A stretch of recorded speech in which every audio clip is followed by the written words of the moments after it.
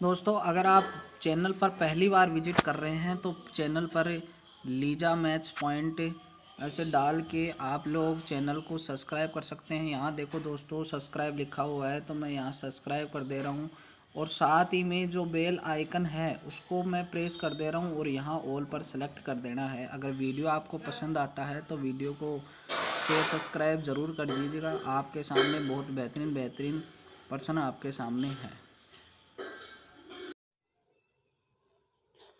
Hello नमस्कार दोस्तों, एक बार पुनः आपका स्वागत है।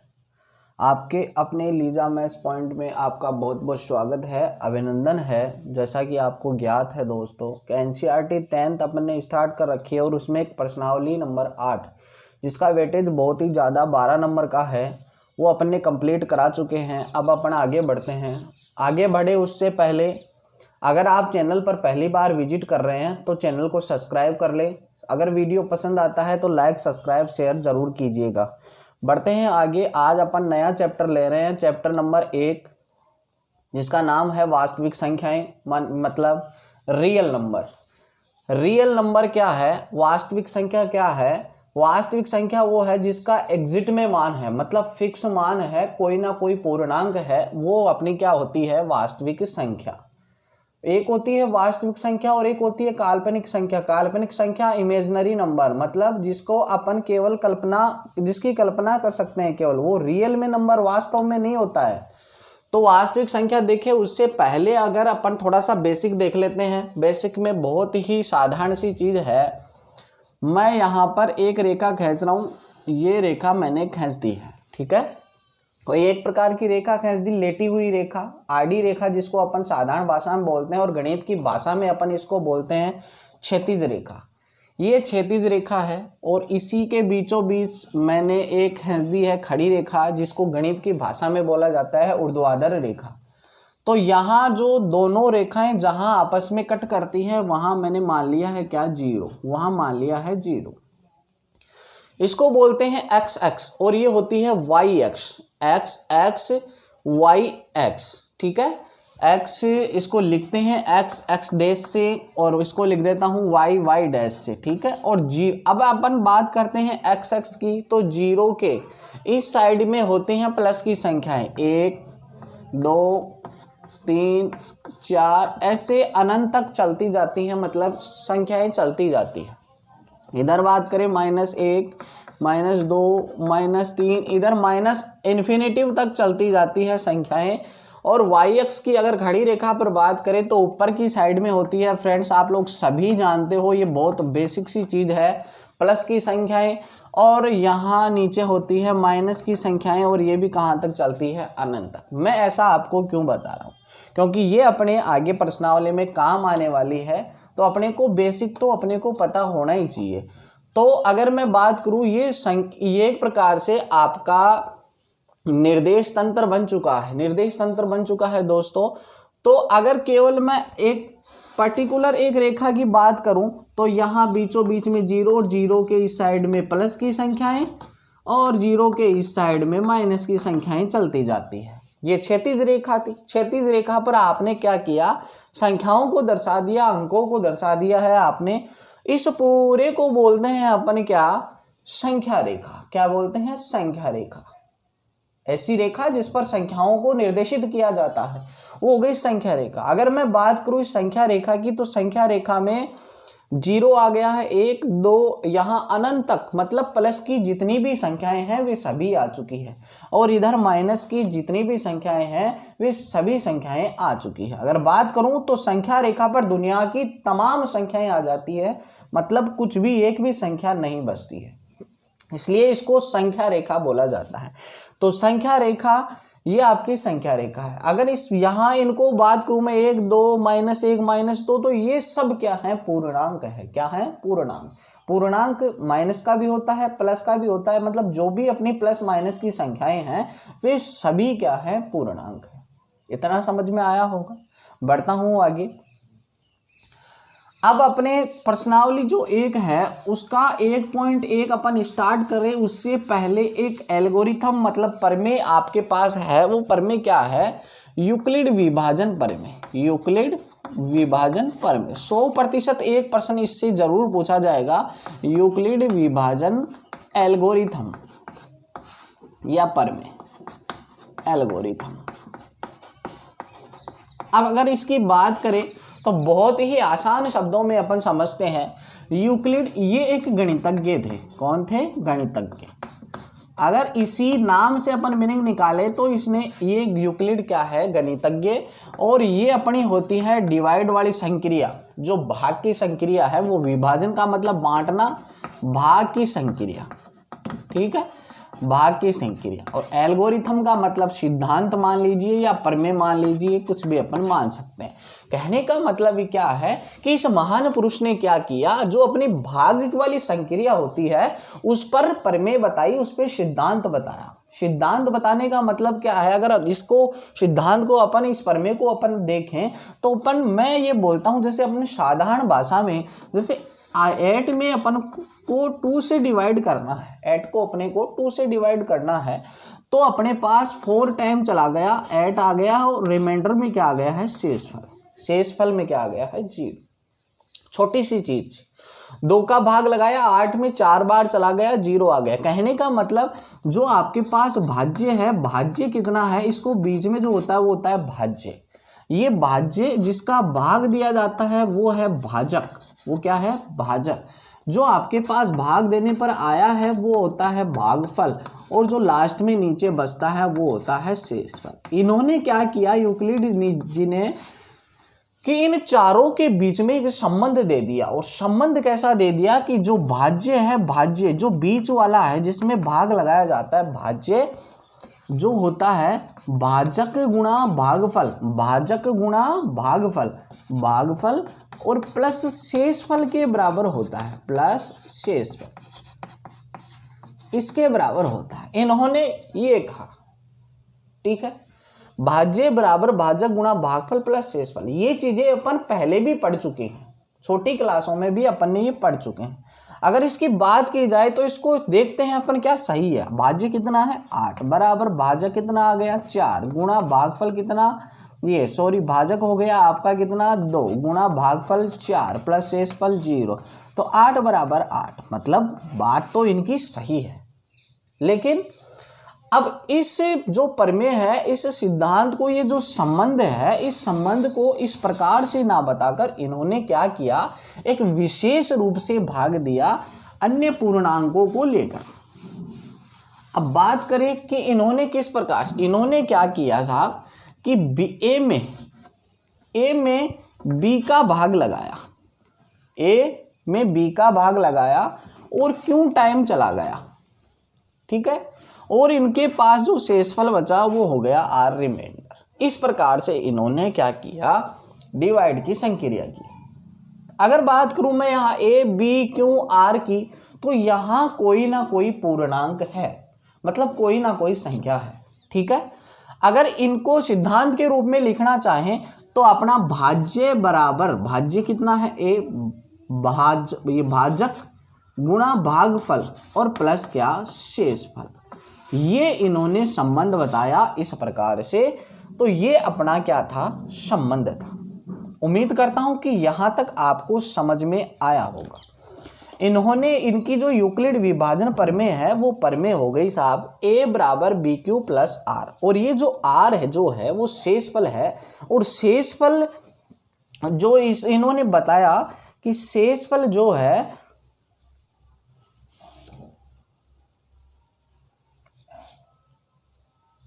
शेषफल की अगर बात की जाए तो शेषफल जो है वो हमेशा 0 से बड़ा या बराबर होगा, और बड़ा या बराबर होगा, और किससे छोटा होगा? भाजक से छोटा होगा, भाजक से छोटा होगा। ये इन्होंने संबंध बताया, ठीक है, कि जो आपका शेषफल यहाँ नीचे बचता है वो 0, या तो 0 आ सकता है या 0 से कुछ बड़ा आ सकता है, लेकिन भाजक जो है वो भाजक हमेशा शेषफल से बड़ा रहेगा। शेषफल से अगर ये छोटा होता है तो अपन भाग लगा सकते हैं आगे, तो ये शेषफल कहाँ रहा? समझ रही हो मेरी बात? तो आगे बढ़ते हैं अपन अब प्रश्नावली की ओर। प्रश्नावली के प्रश्नों को हल करते हैं। यूक्लिड विभाजन प्रमेय आपको अच्छी तरीके से समझ में आई होगी। और आगे का जो बेसिक है एलसीएम एचसीएफ वाला, वो जैसे ही अपन उनके प्रश्न करेंगे उन्हीं के साथ में मैं आपको बता दूंगा। ठीक है, प्रश्नावली का पहला प्रश्न है कि निम्नलिखित संख्याओं का एचसीएफ ज्ञात करने के लिए यूक्लिड एल्गोरिथम का प्रयोग कीजिए। अब आपके पास संख्याएं हैं दो, कैसे करते हैं? पहला प्रश्न बोलिए।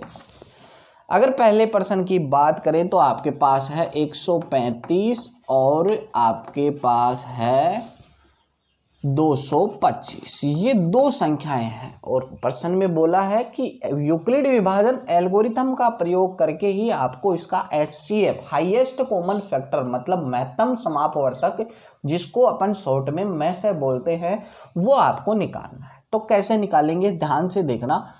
135 और 225 अगर दोनों की बात की जाए तो दोनों में बड़ा कौन है, छोटा कौन है? तो मेरे को पता है कि 225 बड़ा है किससे, 135। इतना समझ में आया। और हमेशा बड़ी संख्या में छोटी संख्या का भाग लगाया जाता है, तो मैं यहाँ भाग लगा दे रहा हूँ किसमें, 225 में भाग लगा देता हूँ 135 का। यहाँ चला गया एक टाइम तो 135 आ चुका है, घटाएंगे तो 0, 12 हो गया, 12 में से 3 गया तो 9, यहाँ आ गया 0, मतलब कितना आ गया है, 90। अगर इसको मैं यूक्लिड विभाजन प्रमेय के रूप में लिखना चाहूँ तो यहाँ मैं लिख दूंगा चरण 1, क्योंकि कई चरण बढ़ने वाले अपने पास। यूक्लिड विभाजन प्रमेय होती है A बराबर BQ प्लस R, यही होती है, उसका प्रयोग करा जा रहा है। ए भाजक कितना है, भाज्य है 225 बराबर बी क्यू, बी है 135, आर ये क्यू हो गया 1 प्लस शेषफल हो गया 90। इतना समझ में आया?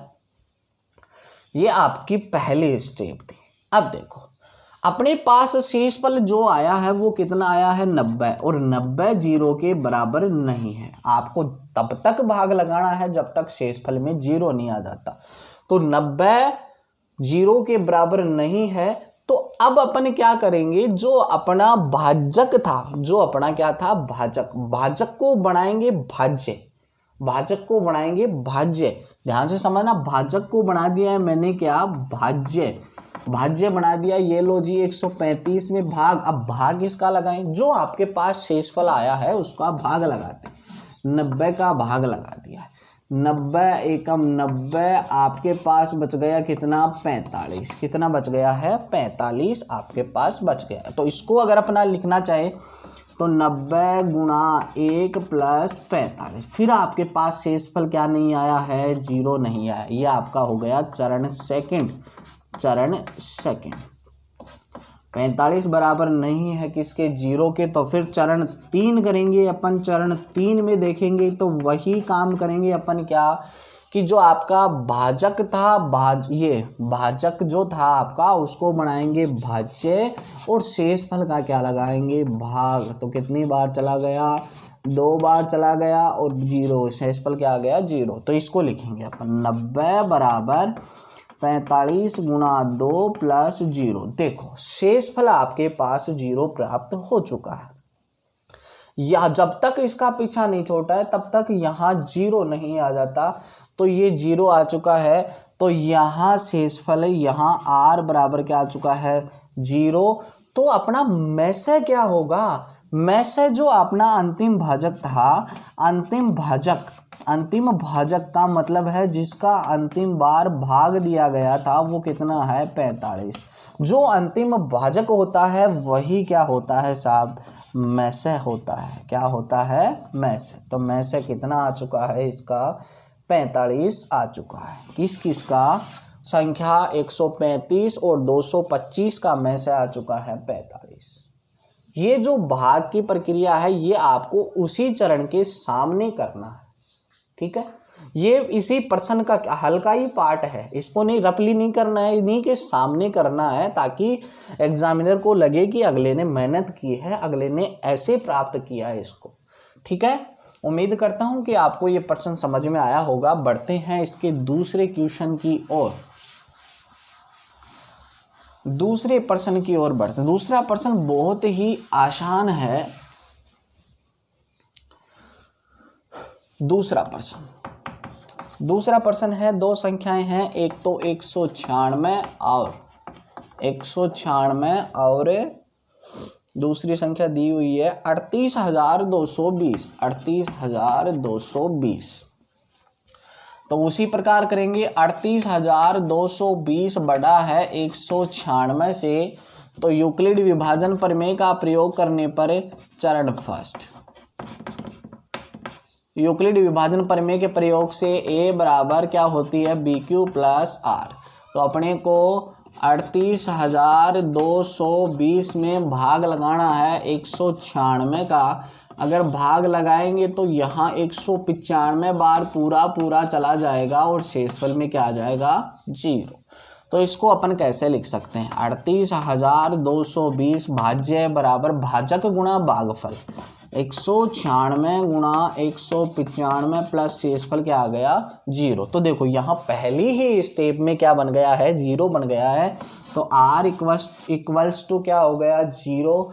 तो और अंतिम भाजक जो है अपना, तो अंतिम और शुरू यही हो गया, अंतिम भाजक जो है वो अपना कितना आया है, 196। कितना आ गया है, 196। इसलिए मैं से भी दोनों संख्याओं का क्या हो गया है, 196। बहुत ही आसान प्रश्न था, ठीक है। उम्मीद करता हूं आपको समझ में आया होगा। प्रश्न नंबर 3 की ओर बढ़ते हैं।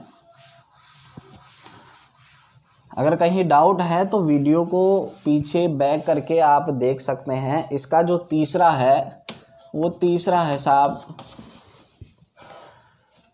867 और 255। अगर दोनों की बात की जाए तो यहाँ अगर हल की मैं बात करूँ तो यहाँ दोनों में बड़ा है 867, बड़ा है किससे, 255 से, 255 से बड़ा है।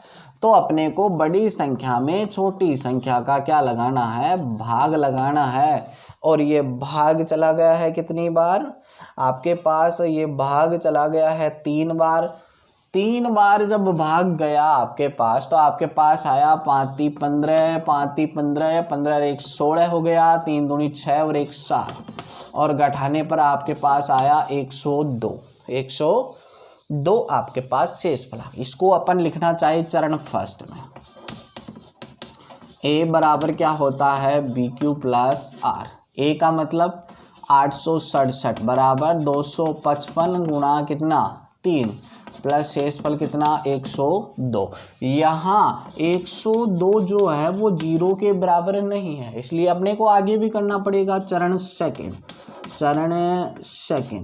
सेकंड में क्या करते हैं कि अपना जो भाजक था उसको तो बना लिया भाज्य और शेषफल का लगा देते हैं भाग। यहाँ चला गया 2 बार तो आ गया 204। घटाएंगे तो आपके पास आ जाएगा 1 5, कितना आ गया है, 51।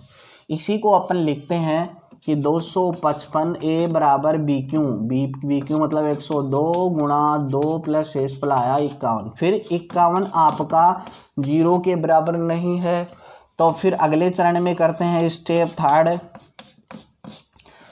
थर्ड की बात करें तो स्टेप थर्ड में फिर क्या करेंगे अपन, 102 को तो बना लेंगे भाज्य और 51 का लगाएंगे भाग। शेषफल को बना दिया है अपने भाजक, 2 टाइम्स चला गया है, 102 आ गया, शेषफल में आ गया क्या, 0। इसको लिखेंगे 102 बराबर 51 गुणा 2 प्लस 0। यहाँ R इक्वल्स टू क्या आ गया है, 0। और आपका जो अंतिम भाजक हो गया है, अंतिम भाजक क्या हो गया है आपका, अंतिम भाजक आपके पास हो गया है कितना, 51। इसलिए में से भी कितना आ गया है फ्रेंड्स, में से भी कितना आ गया है, इसका 51 आ गया है, ठीक है। ये 51 आपका आंसर आ चुका है। उम्मीद करता हूँ समझ में आया होगा। बढ़ते हैं अगले प्रश्न की ओर। अगला प्रश्न देखते हैं, तीसरा।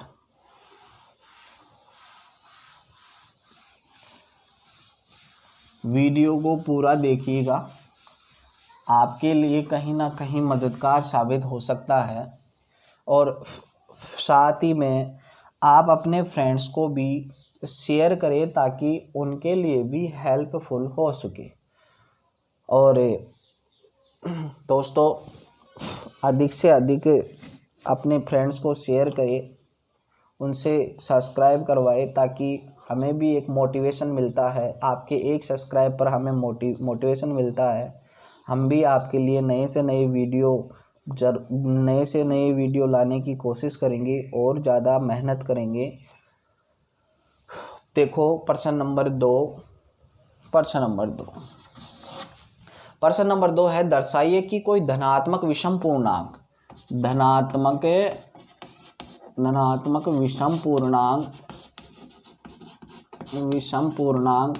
प्रश्न हल्का सा लिख दे रहा हूं मैं ताकि वो सामने रहे। तो अपने धनात्मक विषम पूर्णांक का रूप जो है वो 6q + 1, 6q + 3 और 6q + 5, 6q + 5 का रूप होता है। ये आपको सिद्ध करना है।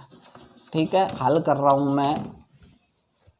अगर धनात्मक पूर्णांक की अगर मैं बात करूं तो धनात्मक पूर्णांक 0 के इस साइड में आते हैं, सभी धनात्मक पूर्णांक होते हैं।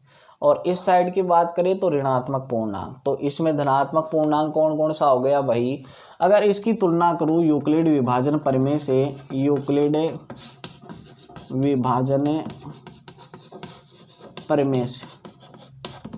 तो a बराबर BQ + R होती है। तो यहाँ a बराबर कुछ नहीं है, a बराबर BQ + R, मतलब एक चीज़ तो समझ में आई कि b बराबर कितना है? 6 है। b बराबर भाजक कितना है? 6। तो शेषफल क्या हो सकता है इसका?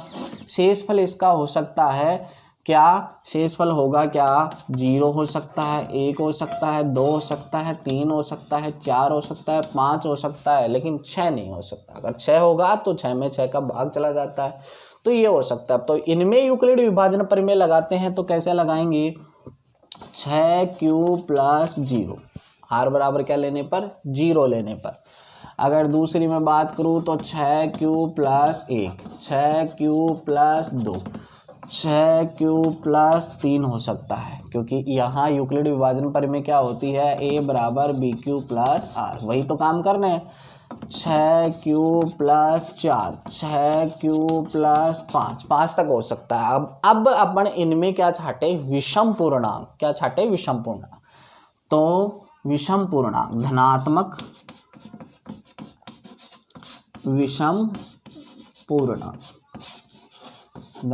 विषम पूर्णांक कौन कौन से हो गए? ये तो सम हो चुका है, ये विषम 6q + 1 विषम में आ गया, 6q + 3, 6q + 3 हो गया, 6q + 5, 6q + 5 का रूप होता है। यही अपने को प्रूफ करना था। ठीक है, उम्मीद करता हूँ यूक्लिड विभाजन प्रमेय से धनात्मक विषम पूर्णांक का रूप आपको समझ में आया होगा। अब बढ़ते हैं आगे। प्रश्न नंबर, बहुत ही आसान प्रश्न था, हार्ड कुछ नहीं है। प्रश्न नंबर 3, सीधा सा आपने धनात्मक पूर्णांक लिया, धनात्मक विषम पूर्णांक लिया। पहले सभी धनात्मक पूर्णांक ले लिए, फिर उसके बाद में विषम धनात्मक पूर्णांक यूक्लिड विभाजन प्रमेय की सहायता से आपने छांट ली है। अब तीसरा जो प्रश्न है, किसी परेड में 616 सदस्यों वाली एक सेना आर्मी की टुकड़ी को 32 सदस्यों वाले एक आर्मी बैंड के पीछे मार्च करना है। 616 सदस्यों की एक सेना है, उसमें 32 सदस्यों की एक आर्मी बैंड है, वो बैंड को पीछे बजाते जाना है। मतलब 616 सदस्यों की टीम आगे चल रही है और 32 सदस्यों और जो बैंड के कर्मचारी हैं वो पीछे। दोनों समूहों को समान संख्या के स्तंभों में मार्च करना है।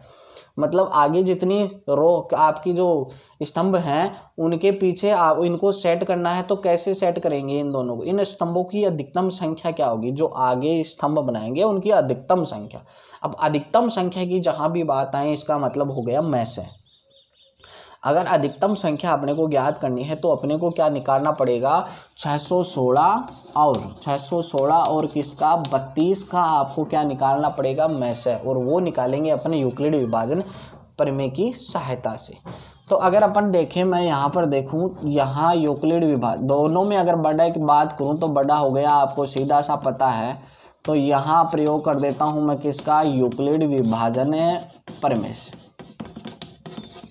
एल्गोरिथम से।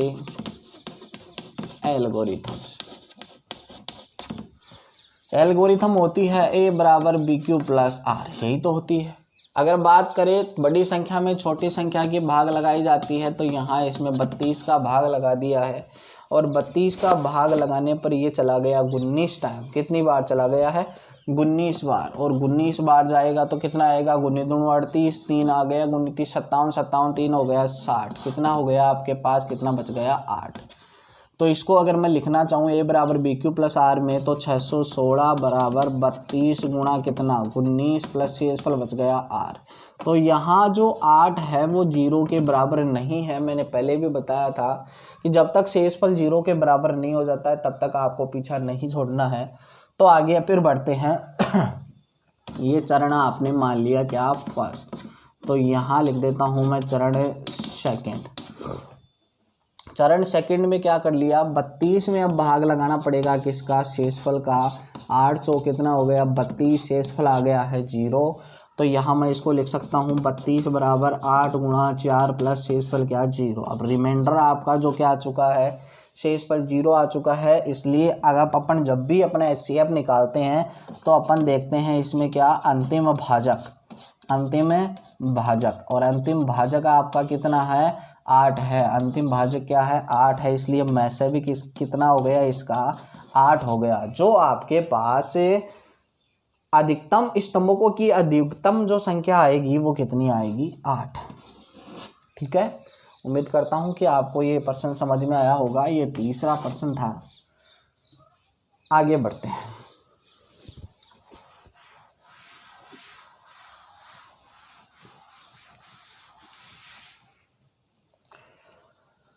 प्रश्न नंबर 4।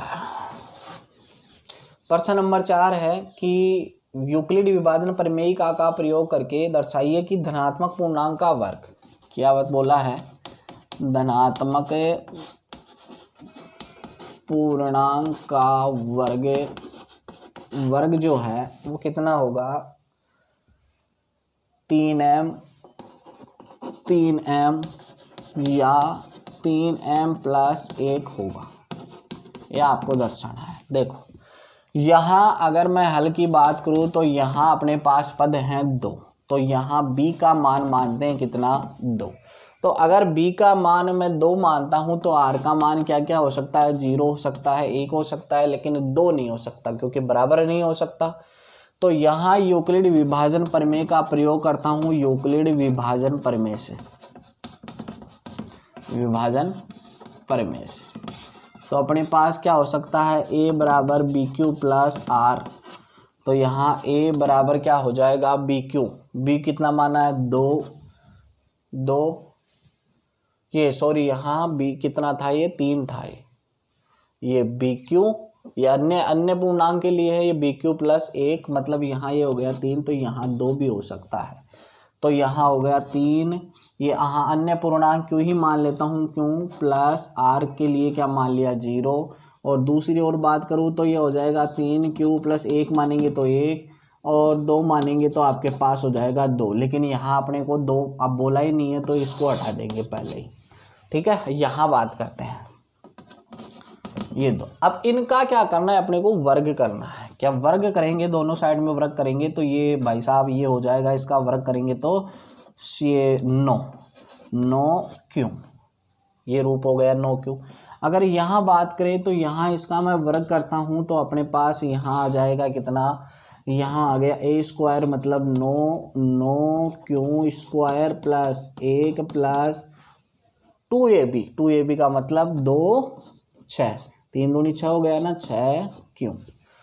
यहाँ अगर बात करें तो मैं इसको ऐसे लिख सकता हूँ 3 × 3q, ऐसे लिखा जा सकता है। अगर यहाँ बात करें तो यहाँ 9q स्क्वायर प्लस इसको इसके पास में ले आते हैं और प्लस का 1। तो यहाँ से देखें तो यहाँ 3q कॉमन हो गया और यहाँ आपके पास आ गया है 3q प्लस 2 प्लस 1, यही तो आया। ठीक है, बात करते हैं अब आगे। यहाँ बात करूँ तो मैं इसको अन्य पूर्णांक कोई m मान सकता हूँ। तो ये तो हो गया साहब 3m, ये रूप 1 तो आ गया है। अगर यहाँ बात करें तो इसको अपन क्या मान ले? m के यहाँ q × 3q प्लस 2 को मैं कोई अन्य पूर्णांक मान लेता हूँ तो 3m प्लस 1 का रूप भी आ चुका है। यही आपको सिद्ध करना था।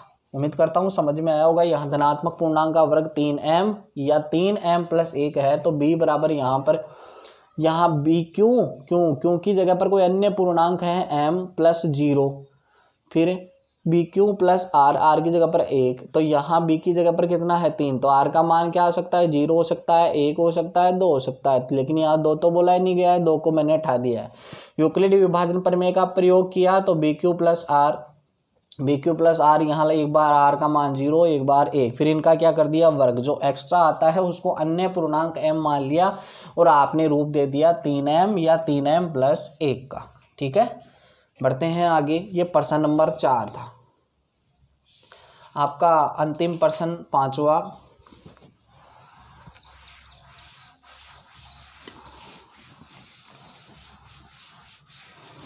थोड़ा बहुत कोई डाउट है तो वीडियो को बैक करके ज़रूर देखिएगा। तीसरे में करना है आपको, यूक्लिड विभाजन प्रमेय का प्रयोग करके दर्शाइए कि किसी धनात्मक पूर्णांक का घन 3 9m घन की बात की, धनात्मक पूर्णांक का घन सिद्ध करना है आपको। घन का रूप जो है वो 9m, आगे वाला है 9m प्लस 1 और 9m प्लस 8 का रूप हो, ये आपको बोला गया है। यहाँ पदों की संख्या, अगर हल की बात करूँ, यहाँ पदों की संख्या कितनी है 1 2 3, तो यहाँ मानेंगे अपन b बराबर कितना 3। ठीक है, तो b बराबर 3 मान लिया तो r बराबर क्या हो सकता है 0 1 2 3 नहीं हो सकता। तो यूक्लिड विभाजन प्रमेय का प्रयोग करें यहाँ, यूक्लिड विभाजन प्रमेय, और वो होती क्या है a बराबर बी क्यू प्लस आर, ये होती। तो यहाँ रखे अपन बी ए, अगर पहले बात करें तो बी क्यू, ये इतना ही लेते हैं अपन, बी क्यू प्लस आर, तो बी क्यू कितना है 3, क्यू मान लेता हूँ यहाँ क्यू प्लस आर की जगह पर क्या रख दिया 1 तो 0। दूसरे की बात करें तो B Q plus 1, 3q plus 1 हो गया, ये हो गया 2, और दूसरा हो जाएगा बी क्यू प्लस 2, तो ये हो जाएगा कितना, ये सॉरी यहाँ पर रख दिया कितना 2। अब इन सब का क्या करना है अपने को, घन करना है। क्या करना है, घन करने पर, अब इन सब का घन करने पर, तो ये सब का घन करेंगे, यहाँ पर घन करें तो यहाँ हो जाएगा, इस यहाँ घन करेंगे तो 27। इसको अपन कैसे लिख सकते हैं, इसको अपन लिख सकते हैं 3 × 9 क्योंकि घात 3 लिख सकते हैं ऐसा, 9 × 27 क्योंकि घात 3। इसको कोई अन्य पूर्णांक मान लेते हैं तो 3 यहाँ मान लिया क्या m, ये सॉरी यहाँ गलत हो गया थोड़ा, आपने को तो 9m का रूप लाना है, तो 9 को बाहर निकालते हैं, 9 × 27 घात 3, इसको मान लिया अपने m, तो ये आ गया अपने पास 9m का रूप। इसी प्रकार अपन यहाँ करेंगे, यहाँ अपने पास जो भी एक्स्ट्रा बनता है उसको अपन क्या मान लेंगे m मान लेंगे, और यहाँ m मानने पर यहाँ पर अपने पास लास्ट में आएगा 9m प्लस 1 का रूप। और इसी प्रकार जो यहाँ एक्स्ट्रा बनता है उसमें भी क्या मानेंगे m मान लेंगे और 9m प्लस 2 का रूप आ जाएगा। इस प्रकार से ये प्रश्न होने वाला है, आप करने की कोशिश कीजिएगा इस प्रश्न को कंप्लीट। ये भी मैंने इसी प्रकार करके किया है, तो ये वाला रूप बिल्कुल सही आएगा। आज के लिए इतना ही काफ़ी। धन्यवाद दोस्तों, जय हिंद, जय भारत।